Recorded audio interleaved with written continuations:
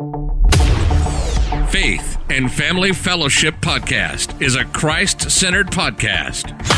Established in 2019 and hosted weekly by Pastor Chris Busher.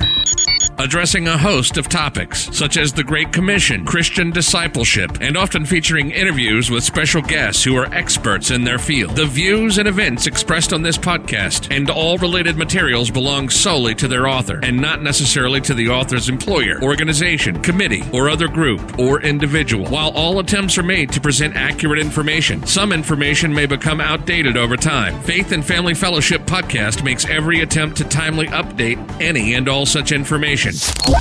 Without further delay, here's another powerful episode of Faith and Family Fellowship Podcast.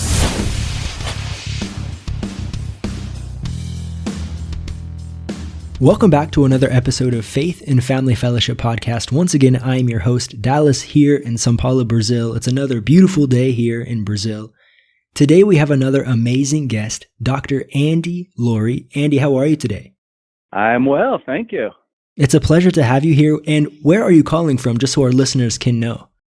I am in the desert of southern Arizona. We're actually in Tucson, Arizona here. I haven't been to Arizona very many times, but I have heard that it's so hot in the summer that the paint peels off of the cars. Is this true? Yeah, but it's a dry heat, so we kind of chuckle Wow. with that. Yeah, it's quite hot here. It's hot. And so what's the weather today? Is it just your normal temperature, or is it blazing hot? What's it like? You know, this tends to be our monsoon season, so it's, at least for Tucson standards, it's cloudy, it's humid, probably about 95 degrees, so not too pleasant right now. And one more question about the weather. Does it snow in Arizona? I would say, at least in Tucson, we're actually about 2,500 feet, so maybe once every couple of years we'll get a little snow. It'll stick for about a minute, and that's about it. Mm-hmm. Brazilians here are crazy about snow because it only snows like a rarity.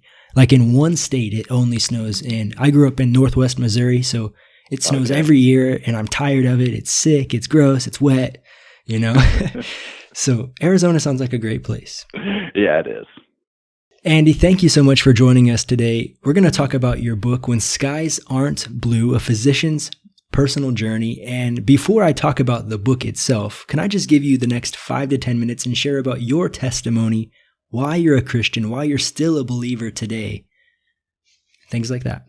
Sure, that sounds good. Yeah, as you said, it's a physician's personal journey. So I am a medical doctor, actually just retired earlier this year, just for some health reasons, which we'll talk about more as we go along here. But I am also a pastor, been a pastor for over 20 years now. So a little bit unique being both a pastor and a physician. So to kind of share my journey, how that happened, I think if I went back in time and somebody would have told Andy when he was back in medical school that, guess what, you're going to end up being a pastor someday, I would have just laughed in their face. You have got to be kidding me. At that time, I didn't even really believe in God. I thought people who were Christians, we had this kind of Christian medical student fellowship kind of association, and I was just thinking, you got to be kidding me. These guys are smart. Why do they believe this stuff? It's a bunch of myths, a bunch of fairy tales. It's just a crutch for them to rely on. So the idea that guy was going to end up becoming a pastor someday, I would have just laughed at that time. But what ended up happening through that process, while I didn't believe in God, I did believe in Darwinian macroevolution, not because anybody proved it to be true, but because professors just told me it was, and on blind faith, I just kind of accepted it to be that way. And that ended up having a real, I guess, profound effect on me on almost a subconscious level, that I started thinking, what's the point of this? You know, here I am, I'm in medical school. I mean, I got this great career as a doctor ahead of me, and I was just thinking, what's the point? I'm just another evolutionary accident. You know, I'm here today, I'm gone tomorrow, and someday I will just die and my body will just decompose and become, I don't know, fertilizer for the next generation of accidents. And all I can think of, what is the point of this? And I was miserable. I was just deep down miserable, this overwhelming sense of futility, but I didn't have any answers. I just assumed that was the way it was. So ended up at the very end of medical school, I got married. My wife and we got married, and we moved to Tucson, Arizona, to start my residency. So I'm Dr. Andy now at that time. After about a year into that, my wife decided, time to go to church. I have no idea why she decided to do that. No doubt it was God kind of nudging her a little bit there. And so she asked me if I wanted to go, and I looked at her like, why would I want to do that? What a complete, total waste of time. And yet she was insistent, thankfully, and we went. And it's kind of crazy. That first time I've been in church there, ironically, that's the same church I'm now a pastor at for many years. But first time in the church there, the pastor said something. It just floored me. He said, the thing that separates Christianity from every other religion in the world is that it's true. We don't ask you to believe on blind faith. All the other religions do because they're not true. Christianity has facts and proof and evidence. And it just blew me away. It just floored me. I had never heard anything like that before.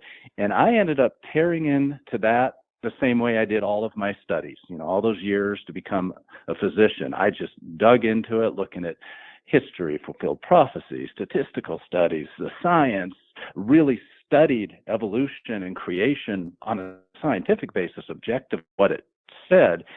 And when that was all said and done, it was clear to me. I mean, it was crystal clear to me. The facts are clear. The facts are evidence. This is real. This is true. And everything changed from that moment. I made that decision. I need to get right with God, commit my life to Christ. And all of a sudden, everything changed. While I was still a doctor, grateful to be able to do that, it was no longer my passion in life. I mean, doctors temporarily can heal the body, and that's great that we can play a role in that.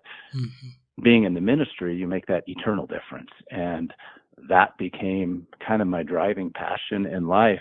Ended up finishing residency, went into private practice.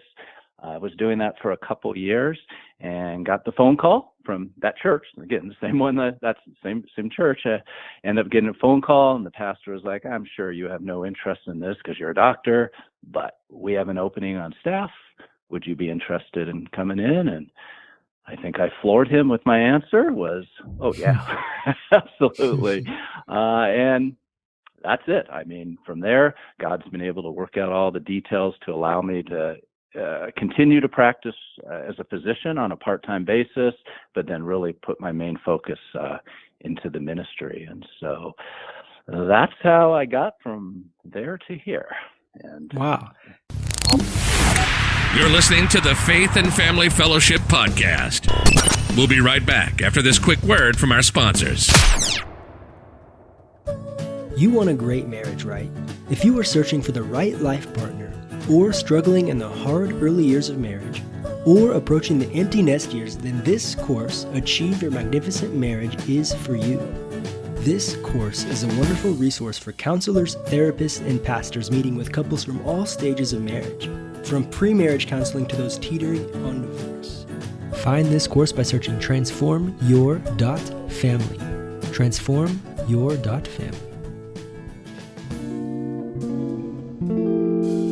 Are you looking for a positive podcast to amplify your self-awareness, dive deep into understanding of who you are as a person, how to deal with your inner struggles, as well as how to make small changes that will shape you to create a better version of yourself? Then the Good Vibes Podcast with host Rainer Baines is for you. Baines' goal is to provide you with soulful doses of enlightenment and self-discovery. Find the Good Vibes Podcast on all mainstreaming platforms today. I bet it's a challenge balancing those two. From a time standpoint, and again, we'll talk more about that with some of my health issues. From a time standpoint, yeah, it was tough to balance that. But when you truly get the facts and the proof and the evidence, the two really mesh together beautifully. Science clearly points to a creator, and those two just kind of fortified each other. And so were you a physician pastor or a pastor physician? Like, what was your order there? Yeah, it's so funny. People in the church, what do we call you? And they sort of call me Dr. Pastor Andy. And then I coached I coached the kids' soccer team, and I became Dr. Pastor Coach Andy. So there you go. Wow. Many hats. There we go. Well, thank you, Andy. Thanks for sharing that for our listeners here today. You're welcome. And a little bit more about your book now. So you said a little bit about your story, about some health concerns in there. So what can you say for this to continue your talking about this book and your personal journey as well? Yeah. Okay. And that'll kind of get into the book a little bit. So the book is called When Skies Aren't Blue. And it says a physician's personal journey because my skies turned very dark 18 years ago. So it was Christmas time, 2003. I remember it so clearly. Prior to that, I was completely healthy. I mean, a picture of health. I was working nearly full-time at night as an emergency room radiologist, covering 4 hospitals by day.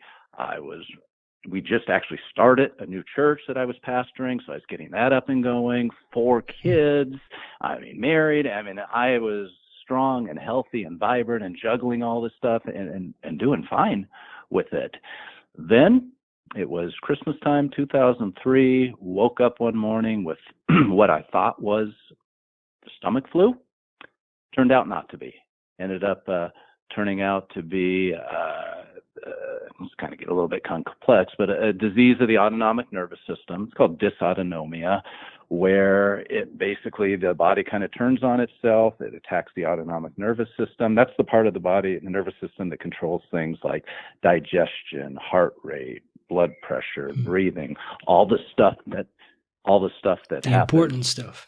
Yeah, the stuff that happens automatically. And so as a result, kind of a long story short, all that shut down. I instantly went from vibrant, strong, and healthy to barely surviving. The first 2 or 3 months, I was dependent on IV fluids. We didn't even know whether I was going to live or not, and going to specialist after specialist. It was just a wreck. The disease ended up turning on the heart and blood pressure, and then got diagnosed with something called POTS. Some of your listeners may be familiar with that, postural orthostatic tachycardic syndrome. But kind of a long story short, for the last 18 years now, I went from vibrant, strong, healthy to somebody that wakes up every morning with feels like the flu. To various degrees, I'm either so sick I can't even get up and function through the day, or sometimes it's a better day and I can get up and do some things and accomplish some things. And that has been ongoing for 18 years. Multiple surgeries, procedures, re-procedures. It's a nightmare. And I went through a lot of that in the book and kind of went through my story. But the bottom line went from incredibly strong and healthy to everything getting turned rapidly. And the book is about that journey. I could imagine going from this successful career that you had as a doctor, now feeling like a patient yourself. Yeah, I was a patient. That was an interesting part of the journey, but kind of on a bigger sense from that. Obviously going from doctor to patient and that dynamic, but kind of in a bigger sense, to go from strong, vibrant, healthy to overwhelmed and struggling, and everything becomes a challenge and difficult. That really is a key theme that I really did bring up in the book. And the reason I bring that up is because for your listeners, or for people, friends or family that are going through chronic illness or chronic struggles, one of the most challenging parts of that journey, if our skies are ever going to turn blue, is understanding that we've done everything we can to a point, and this is now our life. And to be able to adjust and say, I need to let the old life go, and the things I used to be able to do, that used to be able to accomplish, and the strength I used to have, and understand this is my new life. And God could take me through my new life and bring me some victory in this new life and brighten those skies up. But until I let the old life go, it's not going to happen. And it is a tremendously difficult thing to let the old life go. And that's one of the themes of the book that I really developed on how to do that, how to be able to let that old life go and embrace that new life with God, to be able to get those skies to brighten up again. So yeah, that was quite a transition for me nonetheless. For me, it really points to identity. Like, I'm sure you had your identity, and yes, I'm a man, I'm a doctor, I'm doing all these things, I'm a pastor. Your identity is set in that. And then, like you said, this new life, man, what did you learn about identity during this time? Yeah, that was just a devastating time. So much so, again, because my identity was set in a certain way, and when that old life just was gone, I remember I used to just lay in bed just for hours on end, staring up, room dark, shades closed, all the lights off, and just stare up at the dark ceiling for hours on end. It just felt like I'm in this dark tunnel and there's no light anywhere at all, because in fact that identity was in the old life. And until I was able to let go of the old one, embrace the new one, redefine victory, and understand from a biblical perspective. And here's the wild thing, Dallas. I was a pastor for a lot of years. A lot of years up to that point, I knew all this stuff. I knew my identity is not in my physical body. I knew my identity is found in that which is in, the part of me that's created in the image of God. That's my identity, So I knew all that intellectually, logically. But man, when you're going through it and you're sick and you're struggling, it's a real challenge. And so it was a very real process I had to go through to get back to understanding. Andy, you know this. You know who you are. You know what you are. You know you're made in the image of God. You know the part that is you is not that sick part. The part that you is that inner man that's made in the image of Christ, that's being renewed day by day. And boy, it is a struggle. And again, I talked a lot about that in the book. And for your listeners that they themselves are struggling with that, I really encourage them, really focus on that, read through that. They can reach out to me as well if they have some questions on that, because that really is key to be able to get those skies bright again when life smacks us down pretty good like that. And a little bit more about this, pressing into that, your faith playing into bringing hope and peace again in your life. So how did you get from the dark to the light? You said you embraced the new, but how about your faith journey? Maybe your devotion life, your relationship with God. What did that look like? That's a great question. Boy, there's so much to this. I know we're somewhat limited with time, but one of the things when I kind of shared my story earlier that brought me to Christ to begin with was the fact that I studied this thing out. Intellectually, logically, factually, I knew God, Jesus, and the Bible are true. I knew regardless of what I'm going through, God is still on his throne. He is real and he's got this thing. That level of faith becomes so important, because when we are dealing with chronic problems, in my case, chronic health, some people may have, relationship problems that aren't going away, or financial calamity, whatever it is, when we're dealing with those ongoing problems, those could be moments where our faith gets really challenged, those crises of faith. But the fact that I knew this is real, I knew this is true, I kept coming back to that. All right, Andy, you're suffering, you're struggling, but I know God's there. I know God's going to take me through this thing. I know Satan's throwing a lot of garbage your way. God is still greater than him. And keep coming back to that foundation that God is real was absolutely vital. In fact, in the book, I talked about 10 key prescriptions if we're ever going to turn things around and get to bright skies again. The first one is that critical understanding God is real. And I kind of walked through that whole process there. So yeah, that faith was critical, to say the least. Is there anything else that you'd like to mention about your book? Boy, there's a whole bunch of things I'd like to mention about the book, but kind of just in summary, kind of the reason I put this thing together. First of all, it was challenging to do. I'm still, as I said, I'm still not healthy. I still have a lot of struggles. It was physically challenging. Emotionally, as your readers will read it, there's a lot of very personal things in there and things that I struggle with. Emotionally, it was very challenging to do. But the reason I put this thing together is because over the last 18 years now that I've dealt with this, at least at the church, I'm still involved in ministering there as my health allows. I've been kind of the go-to guy for people that are struggling, that they're going through difficult things in life. Hey, go see Pastor Andy. He could really probably help you through this process, both as a physician and as a pastor.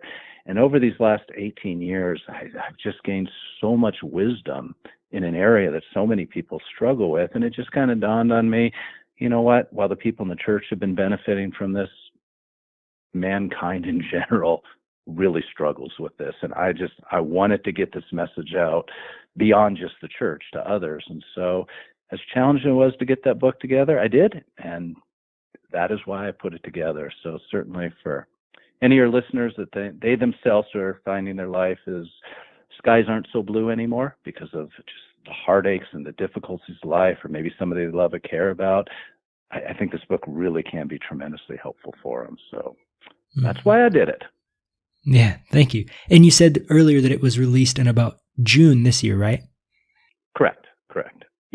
Yeah. And the best way to get it, if anybody wants, just go to my webpage. It's whenskiesaren'tblue.com. So it's just spell it out, no spaces, whenskiesaren'tblue.com, no apostrophe, because you can't do that on the webpage. So just go whenskiesaren'tblue.com, and there'll be some more information on that and the ability to get the book if they're interested. And I certainly hope and pray they will. Excellent. Andy, thank you so much for your time. I have one more question for you. Absolutely. For our audience out here who are listening today, who maybe can relate with a struggle, like you're saying, doesn't have to be a health struggle, but what would be your biggest Bible verses or biggest tips with people struggling with something like this?